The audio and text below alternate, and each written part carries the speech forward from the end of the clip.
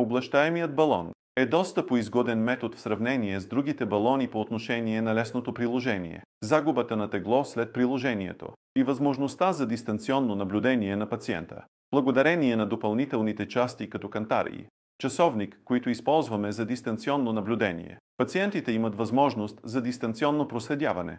Не е необходимо да се прави ендоскоп, да се прилага седация или анестезия преди процедурата, нито да се извършва втора процедура за изваждане на балона. Часовникът, който използваме, измерва движенията, а кантарът в дома на пациента редовно измерва процента на мазнини, водния процент и теглото му. Всеки път, когато пациентът се качва на кантара, данните се свързват с нашата система дистанционно и ни се предават. По този начин можем да следим дистанционно загубата на тегло на нашия пациент. Това ни предоставя много сериозно предимство.